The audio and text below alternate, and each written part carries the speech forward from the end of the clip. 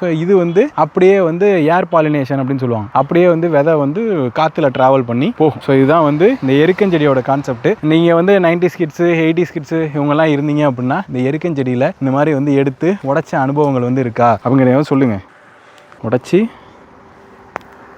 இந்த மாதிரி வந்து உடைச்ச அனுபவங்கள் இருக்கா அப்படின்னு சொல்லுங்கள். எருக்கம் பால் வந்து கண்ணில் பட்டா விஷம் அப்படின்னு சொல்லுவாங்க. இதிலே வந்து இன்னொரு மருத்துவ குணம்னு சொல்கிறேன். இந்த காலுக்கு கீழே வந்து கால்சியம் ரிலேட்டடாக என்ன பண்ணும் அப்படின்னா காலுக்கு கீழே யூரிக் ஆசிட் சேர்ந்து முள்ளாக சில பேருக்கு வந்து குத்தும். இந்த பாதத்துக்கு கீழே வந்து குத்தும். அதுக்கு வந்து என்ன ட்ரீட்மெண்ட் சொல்லுவாங்க அப்படின்னா கால் பாதத்திலேயே ஊசி போடணும்னு சொல்லுவாங்க. அது வந்து அலோபதி மெத்தடு. பட் அது வந்து அந்த அளவுக்கு நம்ம நடைமுறையில் ரொம்ப பயப்படுவாங்க, சாத்தியம் இல்லை. அது என்னென்னா சில பேர் ஊசி போட்டுட்டு வந்து சரியாகலை அப்படிங்கிறத சொல்லுவாங்க. ஆனால் இந்த எருக்கம் இலை தான் அதுக்கு பெஸ்ட்டான ஒரு சொல்யூஷன். என்ன பண்ணணும் அப்படின்னா செங்காங்கல் இருக்குல்ல, செங்காங்கல்ல வந்து அடுப்புல போட்டு சூடு பண்ணணும். அடுப்புல போட்டு சூடு பண்ணி இந்த எருக்க இலை இருக்கு தெரியுமா, இந்த எருக்க இலைய அதுல வந்து செங்காங்கல்ல சூடான செங்காங்கல்ல எடுத்து வைக்கணும். வச்சு அப்படியே தூக்கி காலை வந்து இந்த செங்காங்கல் மேல வைக்கணும். வச்சோம் அப்படின்னா அந்த சூட்ல அந்த எருக்க இலையில இருக்கக்கூடிய அந்த மெடிசினல் வேல்யூ வந்து டைரக்டா அப்படியே காலுக்குள்ள போகும்போது 2 வாட்டி 3 வாட்டிலேயே அந்த குத்தல் வலி கரைஞ்சி அந்த உள்ளர இருக்கிற முள்ளு மாதிரி இருக்கிறது போயிடும். இது வந்து பெஸ்ட்டான ஒரு சொல்யூஷன் இந்த குதிகால் வலிக்கு. அந்த யூரிக் ஆசிட் சேர்ந்து முள்ளு குத்தும்ல,